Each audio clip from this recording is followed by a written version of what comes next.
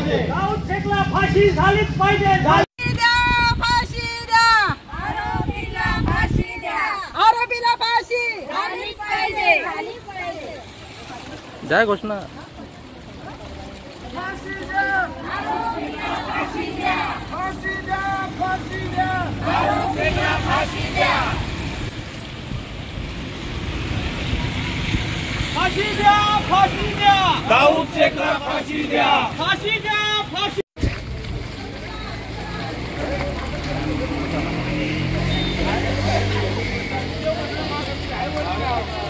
आपल्या चिरनेर गावातून जो आज यश्री शिंदेला न्याय मिळण्यासाठी तिला हक्क मिळावा आणि आरोपीला शिक्षा व्हावी या हेतूने जो आपला मूक मोर्चा काढण्यात आला, पण आपल्याला राहता आलं नाही कारण त्याने असं गृहकार्य केलेलं आहे। इतका म्हणजे काय त्याला इथे जर दिला आपल्या समोर तरी त्याचे तुकडे तुकडे करायला पण आपण मागं पुढे करणार नाही। कारण महिलांवर त्यांनी जो अत्याचार केला, महिलेला ज्या एका मुलीला आई वडिलांपासून दूर केलाय, तिचे जे भ्रूण हत्या करून तिचे जे तुकडे तुकडे केलेत, मला तरी असं वाटतं की पोलिसांनी त्याला आपल्या जनतेच्या हवाली द्यावं आणि जनतेने जसं त्या मुलीचे तुकडे तुकडे केलेत ना तसेच तुकडे तुकडे त्या आरोपीचे करण्यात यावे ही मी पोलिसांना आणि आपल्या सर्व जे कार्यनिरीक्षक आहेत त्यांना सर्वांना विनंती करते की त्या आरोपीचे पण जशा त्या मुलीचे तुकडे केलेत त्या प्रकारे त्या आरोपीचे तुकडे करण्यात यावे। यशस्वी शिंदे या तरुणीवर झालेला अमानुष असा अत्याचार एका नराधमाने केला, ही घटना खरोखर काळजाला भिडणारी अशी ही घटना आहे आणि अशा घटना पुन्हा होऊ नये यासाठी उरण नव्हे तर संपूर्ण महाराष्ट्रामध्ये याचे पडसाद उमटत आहेत। त्यानिमित्तानं आज आपण चिरनेर बंदचे एक आवाज दिला, मूक मोर्चा आपण काढला आणि या मूक मोर्चामध्ये आपण सर्वजण सहभागी झालात त्याबद्दल प्रथम सर्वांचा आभार ग्रामस्थी वतीने आम्ही मानतो आणि यापुढे अशा घटना होऊ नये त्यामुळे प्रत्येकाने आपली काळजी घेणं, आपल्या घरामध्ये आपल्या मुली आहेत, आपल्या बहिणी आहेत, आपल्या आई आहेत, या सगळ्यांची काळजी आपण घ्यायला पाहिजे। म्हणजे घटना घडलेली आहे, अंगावर काटे येणारी घटना घडलेली आहे की आज 22 वर्षीय यशस्वी शिंदे हिचा काय गुन्हा होता तर तिचे अक्षरशः तुकडे तुकडे करून तिचे आपल्याच वेशीवर टाकलेले आहेत। आपल्याच तालुक्यातली मुलगी आज ती आपल्या गावात सुरक्षित नाहीये का? मग हे जे आपण म्हणतो आपल्याला काय हिंदू मुस्लिम वाद पेटवायचा नाहीये, पण हे चुकीचं आहे, जे घडले ते चुकीचं आहे। आज या मुलीवर इतका अमानुष अत्याचार करून तिचे तुकडे करून तिला टाकलेले आहे आणि याचा निषेध म्हणून आपण आज चिरनेर ग्रामपंचायतीतून मूक मोर्चा काढलेला आहे। आज या मूक मोर्चासाठी माझे सगळे ग्रामस्थ, महिला भगिनी, ग्रामपंचायतीचे सगळे सदस्य, सरपंच, उपसरपंच आणि पोलीस प्रशासन, पत्रकार सगळ्यांनी साथ दिली। मूक मोर्चा व्यवस्थित पार पडला, पण मला वाटतं कुठेतरी शासनाला देखील याचा दरारा बसला पाहिजे की असे नराधम सुट्टा कामा नये, तर अशा नराधमांना त्यांनी हे कृत्य 4 भिंतीच्या आत केलेलं नाहीये तर त्यांनी चव्हाट्यावर हे कृत्य केलेलं आहे, तर अशा नराधमांना चव्हाट्यावरच फाशी द्यावी, ती पण लोकांच्या समोर, अशी आपल्या ग्रामस्थांतर्फे तरी शासनाला आमची विनंती आहे।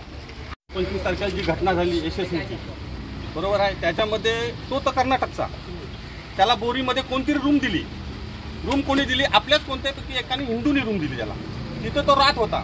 तर माझे सरपंचांना एक विनंती आहे, आता राजा बोलला गल्लोगल्ली सगळं मुसलमान आहेत, मॉमेडियन आहेत गल्लोगल्ली, तर आपल्या गावात पण असाच करा काय जे आता जे ज्यांच्या भाडुत्री आहेत, मूलची गोष्ट घर मालकाची चुकी आहे का आता भाडेपोटी त्याला रूम दिली, ती तर देऊ नये भाडेपोटी त्याही रूम त्यांना।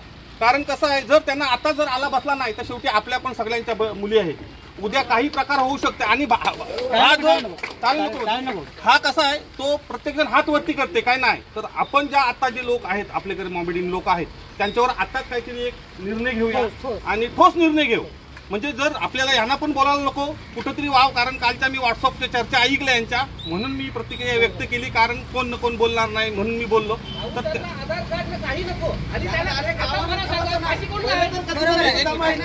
2 मिनिटं थांबा ना, तर आता मामी बोलली काय तो लगेच सुटणार आहे, बरोबर आहे, मग आपल्या गावाची काळजी आपण पहिली घेऊया, त्याला तर 100% फाशी होईल, पण पहिली गोष्ट आपल्या गावाची आपण काळजी घेऊ आणि ठोस निर्णय घेऊ, काय त्यांचा काहीतरी सरपंच साहेब उपाययोजना करूया।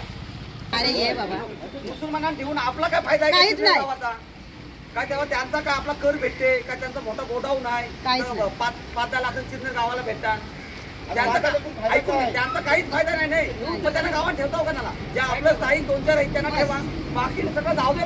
काय कुठे पुढच्या आयुष्यात काय धोके आहेत, तुमचं टार्गेट काय, तुम्ही करताय काय, ह्याची समज कुठेतरी देण्याचा प्रयत्न केला पाहिजे. म्हणजे कुठेतरी ह्या घटना कमी प्रमाणात होतील असं वाटतंय. आणि माझी चिरनेरच्या तरुण मुलांना एक विनंती आहे की जशा आपल्या मागच्या चोरीच्या प्रकरणात तुम्ही चिरनेर रक्षक म्हणून गावात वावरत होतात, ते चांगलं काम केलं. आता भविष्यात ह्या सुद्धा घटना म्हणजे आता आपल्या आई बहिणींवर कोणीतरी नजर टाकतोय, कोणी हात टाकतोय, हे प्रयत्न करतोय, तर त्या आया बहिणीचे रक्षक म्हणून सुद्धा तुम्ही आता एक दुसरं पाऊल टाकायचा प्रयत्न करा किंवा तुम्ही कराल मला खात्री आहे. पण एक ती जबाबदारी जशी चिरनेर सांभाळण्याची जबाबदारी घेतली तशी आता भविष्यात आपल्या आया बहिणींना वाचवण्यासाठी, त्यांच्याकडे कोण वाकड्या डोळ्याला बघतोय काय ते थांबवण्यासाठी तुम्ही तुमचं पुढचं पाऊल टाका ही सर्वांना विनंती करतो. काल जो चिरनेर बंदचं आवाहन केला आणि यशस्वी शिंदे याच्या ज्या निर्गुण हत्येबाबत आपण निषेध करण्यासाठी तर सर्व ग्रामस्थ, सर्व महिला वर्ग आणि तरुण वर्ग इथं जमले, या संख्येने जमले. त्यासाठी मी पहिलं सगळ्यांचं तुमचं आभार मानतो. कारण आपलं गाव चिकान मोठं आहे तरी त्यातून एवढी लोक जमा झाली, त्यामुळं आपल्याला काहीतरी कलकल आहे म्हणून तुम्ही इथं जमा झाले. त्याबद्दल तुमचं सगळ्यांचं पहिलं आभार मानतो. राहिला प्रश्न आता मुसलमान लोकांचा किंवा पहिले आपल्या ज्या पाट्या आहेत, खाजा, गरीब नवाज किंवा कोणाच्या माजीसा, मदरसा, या सगळ्या आपण पहिल्या काढून टाकू.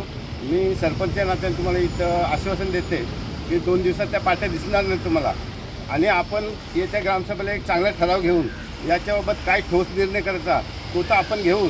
आणि जेवढे भाडोत्री आहेत त्यांना आपण 1000 वेळा सांगून का तुमचे आधार कार्ड, पॅन कार्ड जमा करा, आपण पोलीस स्टेशनला पाठवून तिथं त्यांची PCC करू. पोलीस जी हे होते म्हणजे पोलीस जे हे करतात कारवाई किंवा चौकशी करतात त्याबाबत काही आरोपी आहे किंवा काय ती करण्यासाठी. परंतु तुम्हाला ते मोजक्याच लोकांनी आपल्याकडे दिला तर तुम्हाला सगळ्यांना मी आवाहन करते की आपल्या शेजारी कोण घरमालक असेल त्यालासुद्धा समजावून सांगा, बाबा हा भाडोत्री आहे तो उद्या त्याच्यामुळे तू पण अडचणीमध्ये जाऊ शकतोस. एखादा मॉमेडियन कोण आहे त्याने घरात हत्यार ठेवला किंवा काय एखादा गुन्हा करून तिकडून UP बिहारवरून आला असेल तर तो शेवटी भोगायला लागतं आपल्या रूम मालकाला. त्याच्यामुळे त्यांनी पण आपली जबाबदारी पार पाडली पाहिजे. तसं तर आपण पण प्रबोधन करा त्यांना की बाबा लवकरात लवकर त्यांचे आधार कार्ड, पॅन कार्ड आपण जमा करा. तरुणांना मी परत एकदा आवाहन करेन की खरोखर तुम्ही निर्णय घेता पण त्याच्यात आम्हाला पण इन्व्हॉल्व करून घ्या. आता काल तरुणांनी चांगल्या प्रकारे हे केलेला बैठक लावलेली, पण त्यांना आता तंटामुक्ती अध्यक्ष आहे, सरपंच आहे, पोलीस पाटील आहे, आम्हाला सुद्धा घ्या. आम्ही तुम्हाला सहकार्य नेहमी करतो. माझ्याकडे मला वाटते 2-4 वेळा तरुण रात्रीसुद्धा आलेले आहेत 10, 11, 12 वाजता. तो मागे एक प्रकार झाला होता, मुसलमानच होता, त्यांनी आपल्या हिंदू धर्माविषयी काहीतरी त्याचा मुलगा बोलला होता, तेव्हा मी स्वतः सकाळी पोलीस घेऊन त्याच्या दाराशी गेलेलो. तर अशा वेळेस तुम्हाला आम्ही सहकार्य करू.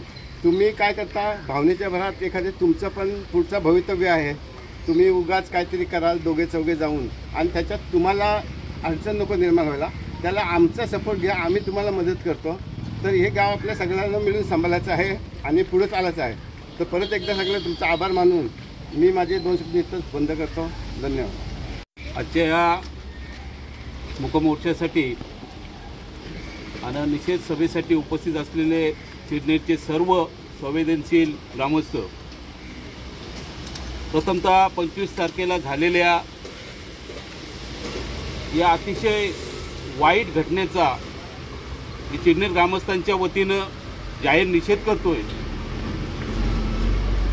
आणि पोलीस प्रशासनाला मागणी करतो की आजच आम्हाला सकाळी समजलं की सकाळी 6 वाजता कर्नाटक गुलबर्ग येथे या आरोपीला अटक झालेली आहे आणि त्या आरोपीला लवकरात लवकर उरण कोर्टामध्ये पोलीस हजर करतील.